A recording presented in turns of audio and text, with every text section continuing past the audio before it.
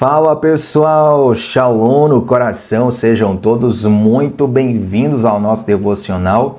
Abre a sua Bíblia comigo no Evangelho de Lucas, capítulo de número 22. Nós vamos ler aqui os primeiros versículos desse capítulo. Ontem nós fizemos aqui um devocional especial de Páscoa. Foi uma bênção de Deus muito rico. Glória ao Pai por cada pessoa que foi edificada. E se você ainda não teve a oportunidade de ver esse devocional, ele está salvo aqui no canal. Depois de hoje, vai lá, dá uma olhadinha. Eu tenho certeza que Deus vai te abençoar muito. Está bastante rico, não só com informações, mas com revelação mesmo da parte de Deus, com significados, com a simbologia rica. E certamente vai abençoar cada coração que tiver acesso a esse conteúdo, tá bom? Lucas capítulo 22, gente, nós vamos ler aqui nos versículos... Vamos ler do 1 ao 6, tá? Lucas 22, do 1 ao 6, é um texto que fala sobre a traição de Judas. Judas trai Jesus e, claro, momentos antes aqui da crucificação de Jesus. O versículo 1 diz assim: Estava se aproximando a festa dos pães sem fermento, chamada Páscoa. Olha aí. E os chefes dos sacerdotes, os mestres da lei, estavam procurando um meio de matar Jesus, mas tinham medo do povo. Então Satanás entrou em Judas, chamado Iscariotes, um dos 12. Judas dirigiu-se aos chefes dos sacerdotes e aos oficiais da guarda do templo e tratou com eles como lhes poderia entregar Jesus. A proposta muito os alegrou e lhe prometeram dinheiro. Ele consentiu e ficou esperando uma oportunidade para lhes entregar Jesus quando a multidão não tivesse presente. Bom, a gente está aqui já no momento próximo, onde Jesus vai ser traído, vai ser entregue, vai ser preso e depois vai ser crucificado. Mas depois ele também vai morrer e vai ressuscitar. A história termina com Jesus vencendo. E é interessante, gente, que o texto vai aqui narrando que eles estão próximos à Páscoa, que os sacerdotes, os mestres da lei, a elite religiosa da época, já estava planejando um meio de matar Jesus. Note que não era mais uma oposição teológica, não era uma oposição política, era algo visceral. Eles queriam tirar a vida de Jesus. Você tem diferenças com alguém? Você pode ter uma diferença simples, como por exemplo, olha, Thiago, eu torço para um time e meu irmão, meu amigo, meu pai torce para um outro time. Não tem problema nenhum nisso. Às vezes é até divertido, né? Um amigo ali fica ali tirando sarro do outro e fica aquela conversa sadia na maioria das vezes. Embora algumas pessoas, infelizmente, acabem fazendo besteira no contexto do futebol. Mas na maioria das vezes a coisa é sadia, até ajuda a alimentar várias amizades, conexões. Você pode ter também uma diferença política com você e outra pessoa. Aí já é uma diferença que no Brasil tem se demonstrado, num contexto de paixão política, uma diferença que você tem que tomar um certo cuidado. Porque se você não tiver uma comunicação clara, uma linguagem assertiva, se você não tiver uma conexão para dialogar com a outra pessoa, a coisa pode descambar um pouco. Infelizmente, o Brasil chegou nesse nível, né? Você pode ter também divergências teológicas. Eu estava olhando esses dias, por exemplo, uma argumentação de um pastor de uma determinada denominação, falando sobre o tipo de batismo que é realizado lá. Para quem não sabe, essa é uma curiosidade, em algumas igrejas o batismo é feito por imersão, ou seja, a pessoa ela por inteira é mergulhada numa água e depois volta, simbolizando ali uma morte para o mundo e uma nova vida para Jesus. Em outras igrejas, o batismo é feito por aspersão. Você pega um pouco de água e joga sobre a cabeça da pessoa. E há uma discussão teológica sobre isso, né? Qual o tipo de batismo a gente deve realizar, sim ou não? Eu achei bastante sábio o pastor argumentando sobre o batismo por aspersão. Eu, particularmente, eu creio no batismo por imersão. Mas o pastor ali, falando sobre o batismo por aspersão, tendo uma visão diferente da minha, mas no final ele falou algo que eu concordei.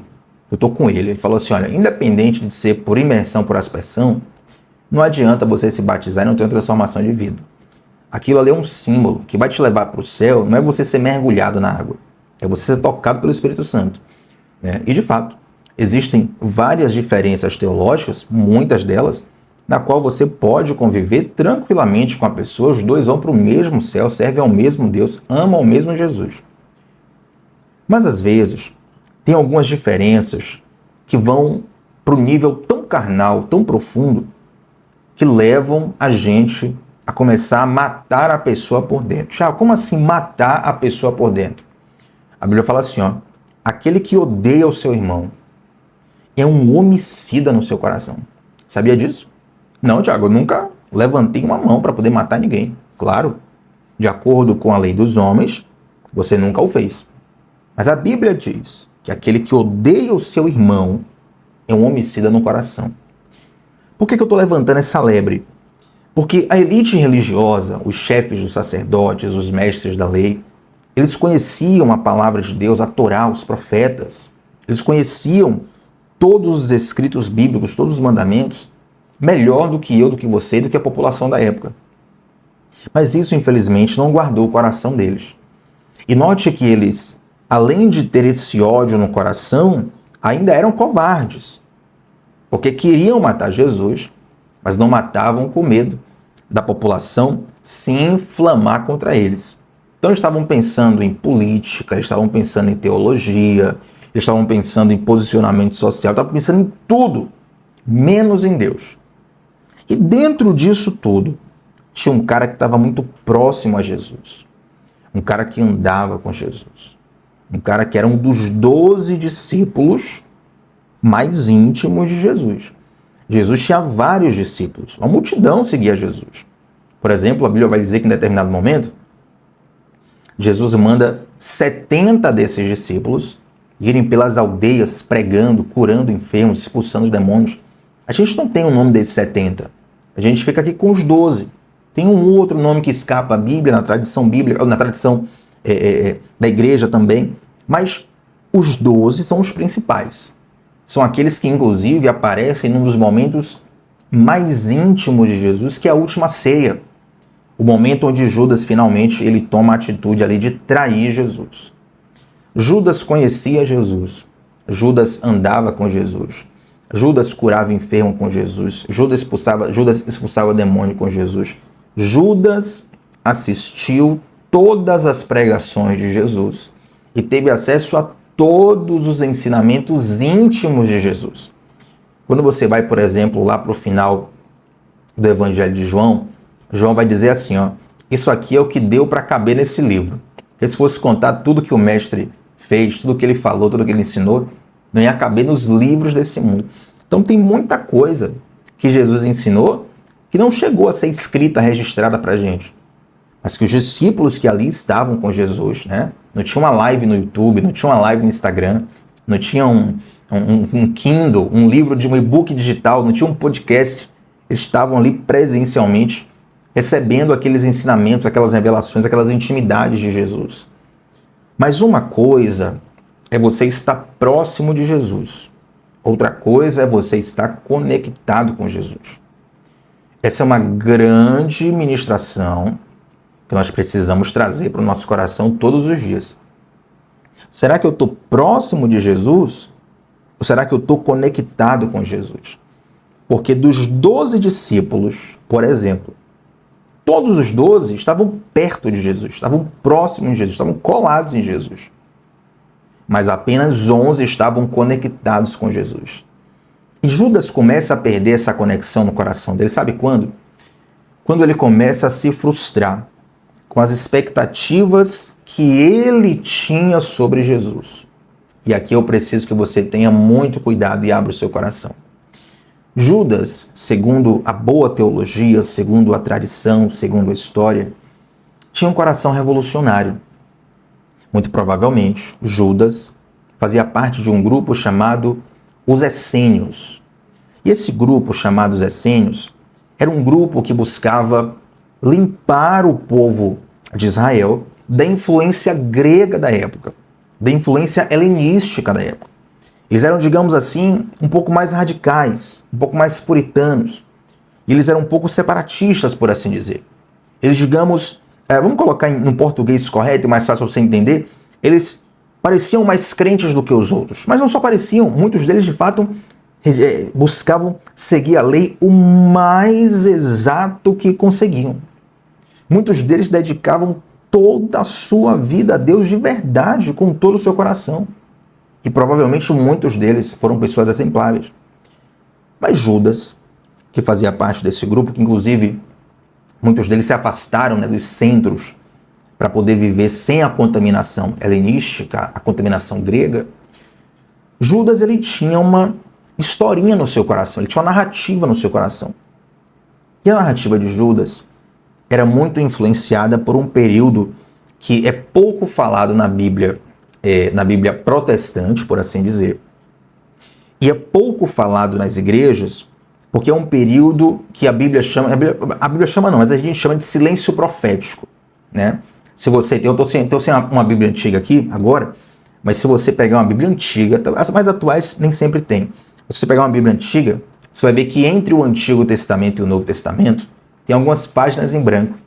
Algumas pessoas pensam que ali é para anotação. Tiago, aqui é para a gente anotar, o que a gente entendeu da Bíblia. Tá? Não.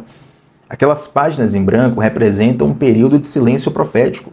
O período entre o último profeta do Antigo Testamento até a vinda de Jesus. O Novo Testamento começa ali com os evangelhos, Mateus, Marcos, Lucas, João, que já é a vinda de Jesus ao mundo em carne, sendo gerado ali no ventre de Maria. Então, esse período de silêncio profético, ele foi preenchido em Israel por um grupo chamado Macabeus. Na verdade, a história é muito maior do que isso, não dá para contar no devocional com detalhes hoje. Mas, basicamente, esse grupo de Macabeus, teve lá a revolta dos Macabeus, você vai ver que na Bíblia Católica tem lá alguns livros, 1º e 2º Macabeus. E essa teologia que foi fortalecida nessa época, antes de Jesus nascer, foi uma teologia baseada numa crença de que o Messias viria e libertaria politicamente o povo de Israel. Olha, quando o Messias vier, a crença da época era o seguinte: o Messias vier, ele vai se levantar contra Roma, ele vai se levantar contra quem nos oprime, ele vai nos libertar, ele vai reinar para sempre. Então, quando Jesus vem e ele começa a cumprir as profecias, ele começa a fazer milagres, ele começa a curar enfermos, ele começa a multiplicar comida, ele começa a ressuscitar os mortos, aquilo soa para os olhos de Judas como: achamos o Messias prometido. Ele é aquele que vai nos libertar do governo político de Roma. Ele é que vai libertar o povo de Israel. E basicamente a expectativa que Judas tinha, e que muitos outros discípulos tinham também, tá? Era a mesma expectativa que eu e você temos hoje. Então o que é que a gente crê hoje? Nós cremos pela Bíblia que Jesus voltará e instaurará um reino que será para sempre. Eu não creio que Jesus vai voltar e depois vai subir de novo, vai voltar e vai subir de novo e vai voltar. Não. Ele veio a primeira vez, eu creio que ele voltará a segunda vez. Tudo que eu penso, tudo que você pensa que Jesus restaurará nessa segunda vinda, os judeus pensavam que Jesus faria na primeira vinda. É por isso, dentre algumas outras coisas, que muitos judeus não acreditam que Jesus é o Messias. Afinal de contas, se Jesus foi o Messias, por que ele não resolveu o problema geopolítico de Israel naquela época? Por que ele não libertou Israel do Império Romano? Por que ele não fez isso, entende?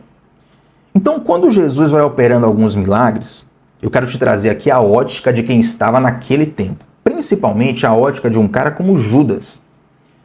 Eu acredito que quando Judas viu Jesus multiplicar pães, ele deve ter pensado assim: rapaz, esse Messias é retado mesmo. Quando o exército estiver na guerra contra o Império Romano e faltar comida, ele vai multiplicar comida. A gente não vai passar fome, o exército vai estar sempre forte. Se você gosta de histórias de guerra, já estudou algumas delas, até algumas mais recentes mesmo, próximas de nós, não tão distantes, você vai perceber que vários exércitos foram dizimados não pelo exército inimigo, mas pela fome. A fome no campo de batalha. O exército vai ali avançando, daqui a pouco o suprimento acaba e muitos soldados morrem. Então, quando Judas vê Jesus multiplicando pão, nossa, o nosso exército nunca vai passar fome. Jesus vai multiplicar. Quando Judas vê Jesus curar enfermos, cura cego, cura paralíticos, Jesus curou uma série de enfermidades, Judas deve ter pensado o seguinte: olha, quando um soldado dos nossos for atingido no braço, na perna, ele vai curar esses soldados. Os nossos soldados não terão nenhum ferimento, porque Jesus, o Messias, ele vai restaurar todas as feridas. Quando Jesus ressuscitou mortos, como Lázaro, como o filho da viúva de Naim, como a filha de Jairo, quando Jesus traz a pessoa da morte para a vida, Judas deve ter pensado o seguinte: uau, quando nós estivermos batalhando e finalmente os nossos soldados forem atingidos de modo fatal e morrerem, ele vai ressuscitar os nossos soldados. Rapaz, para pensar aqui, gente, é um contexto realmente fora do comum, não é verdade? Você está tendo um exército ali cheio de poderes sobrenaturais, que vai ser comandado pelo general. Tem até aquela música, o nosso general é Cristo. Seguimos os seus passos. Então Judas está super empolgado com essa historinha, essa narrativa que permeava a cabeça e o coração dele e de todos os judeus da época, inclusive muitos outros discípulos. Tiago, onde é que tem na Bíblia que os discípulos também pensavam isso? Se você for ver na ascensão de Jesus, em vários momentos dos evangelhos, na ascensão de Jesus, os discípulos falam assim: ó, mestre, quando é que o Senhor vai voltar para restaurar o reino? Porque eles também tinham essa expectativa. Eles também tinham a expectativa de que a restauração aconteceria naquele tempo. Aí Jesus fala: não, eu vou subir, depois eu vou voltar.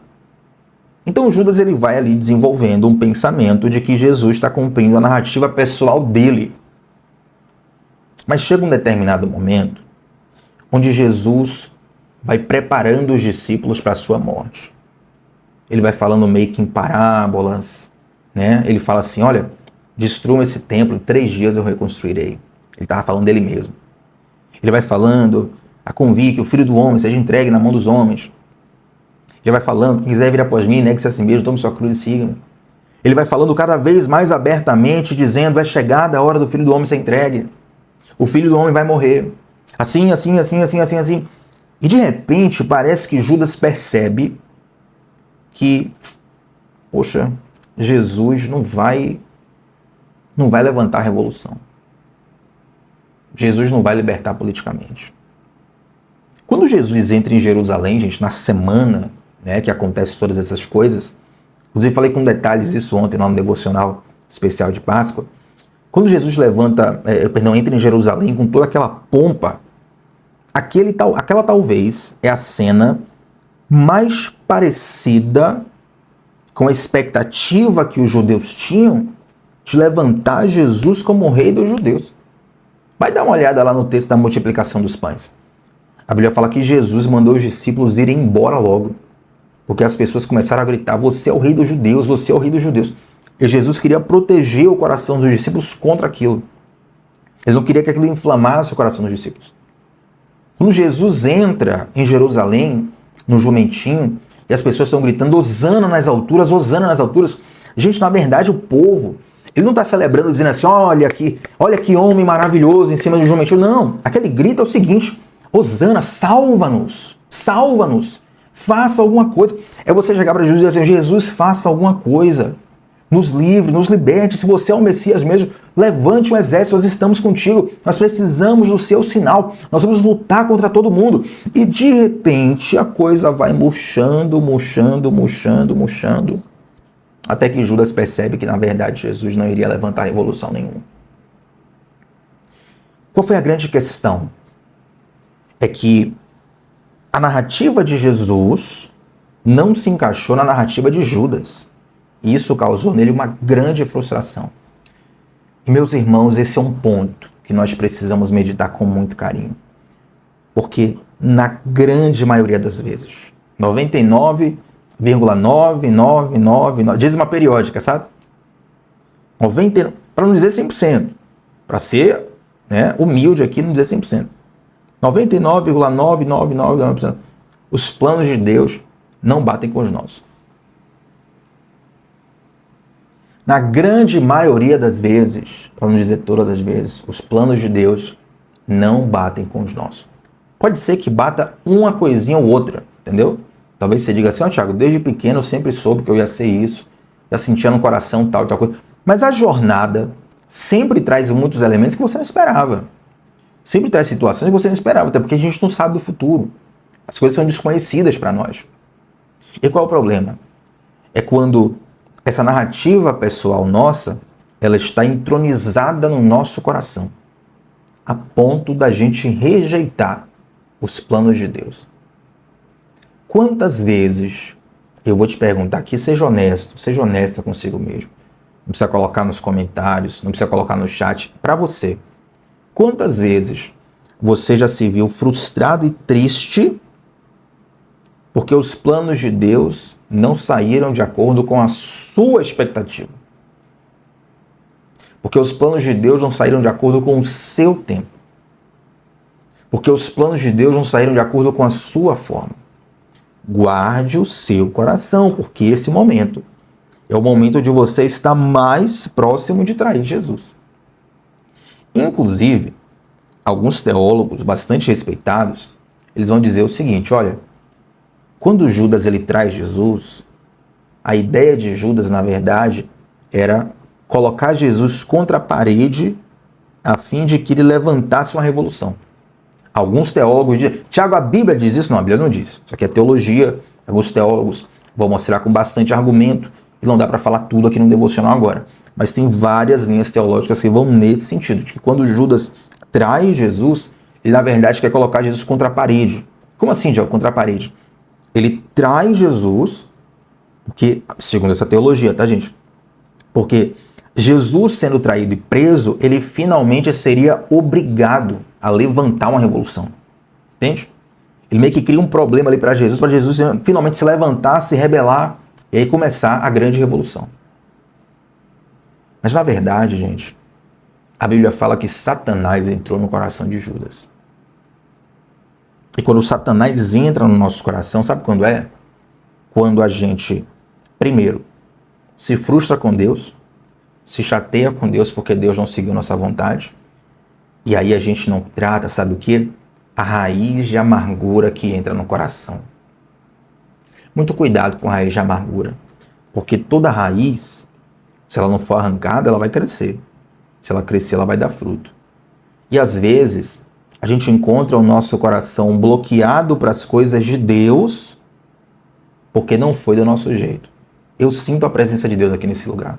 Eu sei que Deus está falando com alguém. Às vezes a gente bloqueia a nossa conexão com Deus. Mas, Thiago, eu vou para a igreja, eu oro, eu jejuo, faço campanha, eu estou aqui no devocional todo dia, eu estou lá na comunidade de discipulado, eu recebo suas anotações lá no grupo do WhatsApp todo dia, eu estudo tudo, eu estou buscando, eu estou clamando, eu estou me guardando, eu estou isso, eu estou aquilo. Você está próximo, mas você não está conectado. Uma coisa é estar próximo, outra coisa é estar conectado. Mas eu sou crente, desde pequeno ali, eu cumpro tudo que a Bíblia fala. Eu tô realmente, eu sempre dei aqui minha oferta, meu dízimo. Eu não levanto um ar contra ninguém, não faço mal a ninguém. Você está próximo, mas você não está conectado. A parábola do filho pródigo mostra o quê? Olha que loucura. O filho pródigo, ele pede a herança do pai, né? E naquele contexto era um desrespeito. E ele sai tocando terror. Festa, balada, loucura, luxúria. Aí ele perde tudo. Ele se encontra agora numa pocilga. Ele está no meio dos porcos, desejando comer a comida, o farelo dos porcos. Olha que loucura, gente. Aí, de repente, no meio do farelo dos porcos, ele pensa assim, ó, vou voltar para casa do meu pai. Se meu pai não me aceitar como filho, pelo menos eu trabalho lá como escravo e como uma comida melhor do que essa. O cara na pocilga, o cara na morada de porcos, ele se conectou com o pai. Aí ele volta, só vocês conhecem, né? Ele volta, aí o pai recebe ele com pompa, fala, olha, mata um bezerro aí gigante, um boi, mata a fazenda inteira aí. Vamos fazer uma festa aqui, o menino voltou, tô alegre, tô feliz. Aí o irmão do filho pródigo fica olhando tudo aquilo, ao invés de olhar com alegria, ele pensa, rapaz,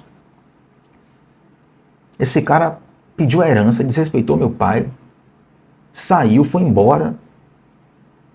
Quando volta essa festa toda, esse cara envergonhou o nome do meu pai, da família e tal. Eu tô aqui, eu sou um bom filho. eu obedeço meu pai, eu bato minhas metas, eu cumpro minhas performances, eu faço tudo certo e nunca teve um negocinho desse pra mim. Ao invés do cara se alegrar com a volta do irmão, ele ficou triste com o pai. Aí o que é que o pai fala pra ele? Meu filho, você sempre teve tudo. Você não precisa me pedir. Você sempre esteve aqui desfrutando de tudo. Mas sabe por quê? Ele sempre esteve ali e nunca desfrutou? Porque o coração dele estava próximo do pai, mas ele não estava conectado com o pai. O irmão dele, isso aqui é muito forte, velho. O irmão dele, numa pocilga com porcos, e essa ideia de porcos não traz só a ideia de pobreza social necessariamente, mas o porco era um animal considerado imundo, né, para os judeus. Então até isso traz uma conotação negativa. O cara no meio dos porcos, o cara conseguiu se conectar com o pai. O irmão dele estava na casa do pai, estava perto do pai, mas não estava conectado com o pai. Pelo contrário, ele se frustrou com o pai. Sabe por quê? Porque o pai não cumpriu as expectativas dele. Porque o pai não deu a ele aquilo que ele achava que merecia. Ele olhou para a festa do irmão e falou, não, o que merecia isso aqui era eu. Eu que sou o bom filho. Eu que nunca desrespeitei meu pai. Eu que nunca fui embora. Eu que nunca falhei. Eu que nunca isso. Eu que merecia. Querido, eu conto, você conta. Então, quando a raiz de amargura ela nasce no nosso coração e a gente não trata, esse é o momento mais próximo que você tem para virar Judas. Para você virar Judas, ó, é isso aqui, ó. Sabe o que aconteceu com Judas? Satanás entrou em Judas. Lucas capítulo 22, versículo 3. Então Satanás entrou em Judas, chamado Iscariotes, um dos 12. Eu tinha até uma coisa para falar sobre possessão acerca desse versículo, mas o horário já está avançado, não vou permitir. Porém, eu quero citar um pontinho específico. Porque algumas pessoas acham que possessão é aquilo que você viu num programa de alguma igreja que transmitiu culto de libertação, sessão de descarrego, né? Acha que possessão é quando a pessoa revira os olhos, não sei o que, mão para trás, ajoelha. Aí tá com o rosto todo transfigurado. Mas achar que aquilo é mentira? Não, isso é verdade. Eu já vi também. A coisa não é bonita, não. Mas nem toda possessão é isso, entendeu? Quando Satanás entrou em Judas, Judas não mudou a voz, não ficou, quem tá aí, quem tá aí? Não. Virou o olho, revirou, tá um para trás, começou a andar parecendo... Não. Judas simplesmente saiu e foi negociar Jesus. Foi trocar Jesus por outra coisa. Quando Satanás entra na nossa vida, você não vai ficar possesso, mudar a voz, revirar, cair amarrado, andar parecendo um serpente, não. Quando Satanás entra na sua vida, você troca Jesus por outra coisa. Acabou. E esse é o pior tipo de possessão que tem. Sabe por quê? Porque a outra, aparece logo um crente em algum lugar, surge um crente, brota um crente do chão, fala, você está repreendido em nome de Jesus. A pessoa expulsou, acabou. Mas e esse tipo de possessão aqui?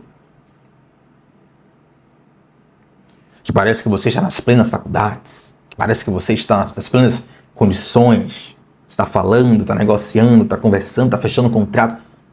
Ei, você está trocando Jesus, cara. Cuidado com isso.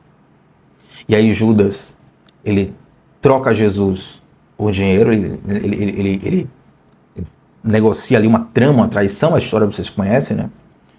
E depois que Judas traz Jesus, a Bíblia fala que ele se arrepende tanto que ele chega a tirar a própria vida. O fim de Judas não foi bom. O fim de Judas não foi legal. O grande perigo, e não digo que seja o grande perigo da Páscoa, porque essa mensagem ela é eterna, ela não está datada. Mas o grande perigo da nossa vida é nós perdermos o que Deus tem para nós só porque o que Deus tem para nós não corresponde às nossas expectativas. Pare para pensar. Eu sei que nem todo mundo faz isso quando eu peço. E não tem problema, cada um tem um jeito melhor de mastigar a palavra, enfim. Mas se você gosta de anotar, de colocar no papel, ou no celular, ou em algum lugar, pare para pensar. Faça uma lista. As coisas que você esperava de Deus, da sua forma, do seu tempo, do seu jeito, e o seu estado atual. Você vai listar tudo isso. De um lado, tudo que eu esperava. Como assim, Tiago? Você vai colocar assim, ó, Tiago, eu esperava que com X anos, eu ia estar aqui na faculdade, eu ia mudar de país, ia estar casado, estar com filho, estar com emprego, e pererê, parará, assim. e você coloca o seu estado atual. Aí depois você vai ver uma lista com a outra. Você vai ver o contraste. Cuidado, porque talvez o seu olho bata em uma coisa que você vai identificar uma raiz de amargura. Você vai identificar assim, ó, algo que você está meio que chateada com Deus, porque não aconteceu do seu jeito. É aí que você tem que se quebrantar. É aí que você tem que orar, buscar, confessar, pedir a Deus arrependimento e misericórdia. Sabe por quê? Porque os planos de Deus são melhores do que o nosso. Se Jesus se levantasse como um guerreiro que iria libertar Israel naquele tempo, ele seria com certeza um grande líder militar, um grande estadista, um grande filósofo, um grande tudo. Mas ele não cumpriria o plano do Pai. Quando Jesus está no Getsemane orando, né? Ele fala assim: Pai, se possível for, passa de mim esse cálice. Todavia seja feita a tua vontade antes da minha. E é interessante que algumas pessoas pensam assim, que quando Jesus falou assim, passa de mim esse cálice, está como se dissesse assim, olha, eu estou com medo da chicotada, da coroa de espinhos, do sofrimento. Não, não era isso, gente. Quando Jesus fala assim, passa de mim esse cálice que Jesus está dizendo é justamente que quando Jesus está na cruz, a Bíblia fala que ele se faz pecado por nós. E a Bíblia diz que os nossos pecados causam separação entre nós e Deus. Deus é santo, Deus não toca em pecado, Deus não se mistura com pecado. Tanto é que no auge da cruz, Jesus crucificado, ele fala assim, Eli, Eli, lama sabachthani, que significa, Deus meu, por que me desamparaste? O medo de Jesus não eram as chicotadas nas costas. O medo de Jesus não era a coroa de espinhos. O medo de Jesus não eram as esbofeteadas que ele levou, os cuspes. O medo de Jesus não era a vergonha pública que ele passou ali numa morte de cruz. Sabe qual era o receio de Jesus? Era ficar desconectado do Pai. E quando Jesus fica desconectado do Pai por um momento, porque ele está ali carregando o peso do pecado, ele está purificando o nosso pecado, tá bom? O mistério é esse. E quando Jesus fica ali desconectado do Pai, essa é a oração de Jesus. Se possível for, passa de mim esse cálice. Aí eu tenho um post que eu digo assim, ó, a maior... como é que eu digo mesmo, rapaz? Depois já tá um pouco antigo, vou postar de novo, velho. Assim, a oração mais importante da história recebeu um não como resposta. Meu Deus, a cabeça tá explodindo aqui. A oração mais importante da história recebeu um não como resposta. Jesus pede a Deus, olha, se possível, passa de mim esse cálice, Pai. Todavia, seja feita a tua vontade do que a minha. Tem duas vontades aqui, ó. Tem duas vontades aqui. A vontade de Jesus e a vontade do Pai. A vontade de Jesus e a vontade do Pai. Jesus argumenta para ele, explica para ele, pede a dele, mas fala assim, ó, todavia eu prefiro a sua. Porque Jesus sabia que a vontade do Pai era melhor. Mesmo que fosse mais dolorosa, mesmo que fosse mais sofrida, mesmo que causasse nele aquela angústia que levou ele a gritar na cruz, Deus meu, por que me desamparaste? Mesmo com tudo isso, ele sabia o plano do Pai era melhor. Jesus não se frustrou com a vontade de Deus. Jesus cumpriu a vontade de Deus.